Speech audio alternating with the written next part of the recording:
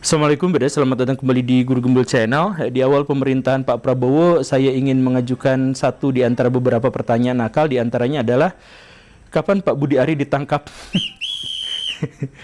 Iya, tentu saja kalau misalkan kita mengacu pada jawaban hukum, maka jawabannya sangat sederhana bahwa Pak Budi Ari tidak akan ditangkap, tidak akan jadi tersangka kalau tidak melakukan tindakan-tindakan yang merugikan negara atau merugikan masyarakat yang mengatasnamakan jabatannya. Kan tentu saja seperti itu. Sedangkan sampai sejauh ini Pak Budi Ari tidak layak untuk ditangkap karena memang tidak ada kasus-kasus yang bisa dijeratkan padanya terkait dengan kerugian masyarakat atau kerugian negara. Nah, cuman masalahnya dalam hal ini sebenarnya bukan jawaban hukum yang dibutuhkan, tapi jawaban politis.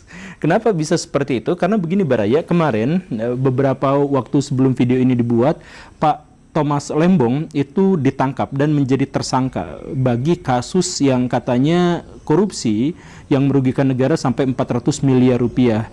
Publik kemudian berpecah dalam opini. Ada orang yang memikirkan bahwa ini adalah wujud dari ketegasan Pak Prabowo untuk memberantas semua koruptor yang bisa dia temukan.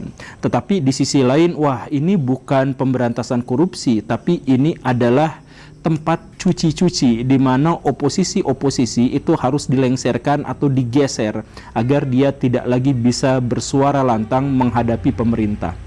Nah, dari dua opini yang saling bertentangan satu sama lain ini, mari kita cermati beberapa masalahnya. Masalahnya balik lagi ke hukum, nanti kemudian kita urusin politik lagi. Coba misalkan kita lihat kasusnya ya. Pertama, Kejaksaan Agung itu menetapkan Menteri Perdagangan tahun 2015 sampai 2016, hanya 1 tahun saja, yaitu Pak Lembong sebagai tersangka penyalahgunaan wewenang impor gula yang dijerat dengan pasal 2 ayat 1 atau pasal 3, pasal 18 Undang-Undang Tindak Pidana Korupsi, dan seterusnya dan seterusnya. Kemudian yang kedua itu adalah bahwa Pak Abdul Qohar sebagai Direktur Jaksa Agung Muda Tindak Pidana mengatakan bahwa Pak Lembong menyalahgunakan wewenang karena memberikan izin impor kristal mentah gula ya sampai 100.000 ton kepada perusahaan swasta. Harusnya pada waktu itu adalah kita lagi surplus gula, ngapain juga impor? Itu masalah yang pertama. Masalah yang kedua, kok diserahkannya kepada swasta? Bukankah kita punya BUMN? Itu masalahnya. Nah, dari masalah-masalah itu, Baraya menemukan nggak sesuatu yang janggal? Saya sih menemukan sesuatu yang janggal. Jadi pertama begini Baraya, Pak Lembong itu kan mengeluarkan sebuah kebijakan yang kebijakan itu adalah kebijakan dirinya sebagai seorang menteri, yaitu apa? Impor gula. Maksudnya kalau kebijakan itu kan bukan korupsi. Jadi maksudnya mungkin saja memang ada banyak kebijakan-kebijakan yang dilakukan oleh menteri-menteri di Indonesia dan kebijakan itu salah. Tapi kan kebijakan yang salah atau kebijakan yang kemudian merugikan itu bukan berarti korupsi. Banyak kok, bukan hanya menteri. Ada dugaan misalkan Pak Jokowi dan sebagainya mengeluarkan kebijakan-kebijakan yang justru merugikan negara. Tapi kan tidak apa-apa karena itu adalah kebijakan. Kebijakan yang salah, kita marahin kesalahannya. Tapi bukan, itu sama sekali bukan tindakan korupsi. Itu yang pertama. Kemudian Pak Lembong dituding sebagai orang yang melakukan impor padahal pada waktu itu sedang surplus. Nah ini juga jadi masalah Baraya karena Pak Lembong pada waktu itu ngimpor gula itu hanya 105.000 ton. Sedangkan pada tahun itu ada sekitar 3 juta ton gula yang dibawa masuk diimpor ke Indonesia. Bagaimanapun Indonesia adalah salah satu importir gula terbesar di dunia. Jadi, kenapa juga yang 100.000 itu dipermasalahkan padahal pada waktu itu walaupun kondisinya sedang surplus dikatakan tapi ada 3 juta ton yang masuk dan itu di luar wewenang dari Pak Lembong. Itu pertanyaannya. Kemudian dipertanyakan juga atau didelikkan juga Pak Lembong seharusnya mengurusi ini dengan rekanan BUMN bukan swasta. Tapi kan pada faktanya gak jadi masalah kalau swasta itu di mana aturannya. Mau swasta mau BUMN gak apa-apa dalam konteks ini. Jadi Pak Lembong juga sebenarnya tidak terlalu menjadi masalah.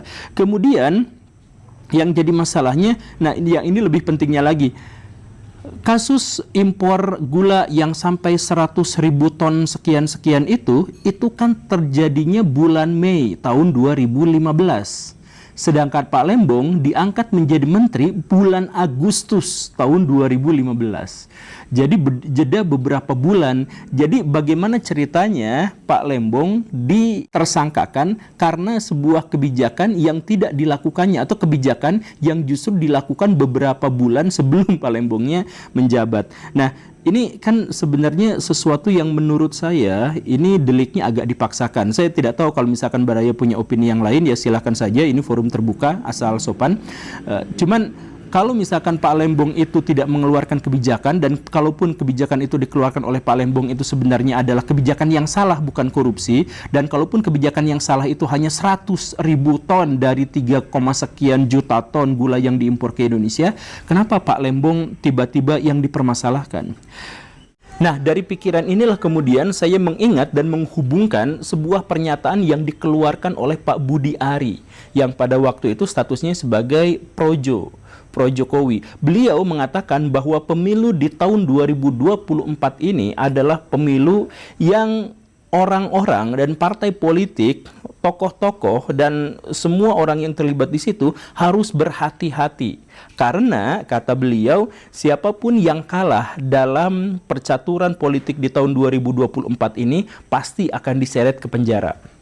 Maknanya kurang lebih seperti itu. Nah, inilah yang akhirnya, walaupun itu perkataannya kontroversial dan sepertinya mengada-ada, tetapi kok jadi mirip dengan kenyataan, di mana ketika pemilu tahun 2024 diselenggarakan, berbondong-bondong partai-partai politik bergabung pada koalisi yang sangat besar. Bahkan ketika partai koalisi yang sangat besar itu pun sudah memenangi pemilu, itu partai-partai yang sebelumnya memihak pada calon yang lain itu juga gabung pada koalisi yang besar itu sehingga menjadi sangat besar. Yang terakhir gabung itu kan diantaranya adalah PKS, PKB, Nasdem gitu ya. Ini yang PKS agak kasihan juga karena di akhir tiba-tiba gabung, dan itu juga mencederai banyak sekali permintaan dan aspirasi dari kadernya. Setelah gabung berharap dapat jabatan menteri atau wakil menteri untuk ngurusin orang Palestina dan sebagainya, tapi ternyata gagal karena Kementerian Luar Negeri dan seterusnya yang berhubungan dengan urusan Palestina itu malah diserahkan pada Partai Gelora, pecahan dari PKS. Tapi ya nggak apa-apa, PKS kan sudah gabung, ya kita hormati saja. Cuman dalam hal ini jadi kasihan. Cuman balik lagi, PKS bahkan gabung, PKB bahkan gabung, Nasdem juga bakal gabung.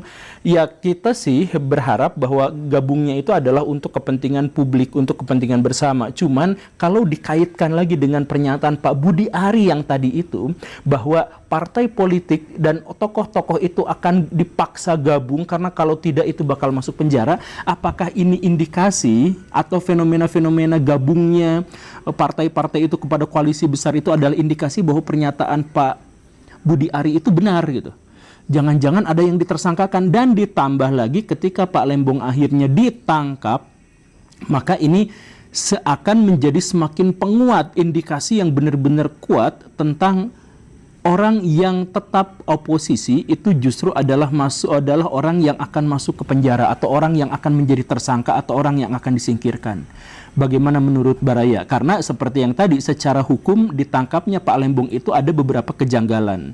Kejanggalannya cukup signifikan, dan dalam hal ini tiba-tiba beliau ditangkap.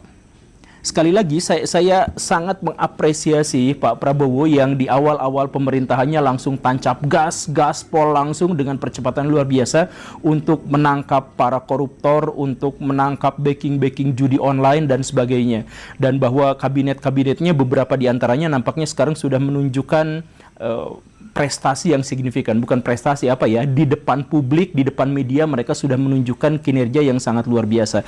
Kita apresiasi itu. Cuman pada bagian ini koruptor-koruptor yang ditangkap itu, apakah itu adalah koruptor yang benar-benar secara hukum koruptor, atau dia koruptor secara politik belaka saja gitu.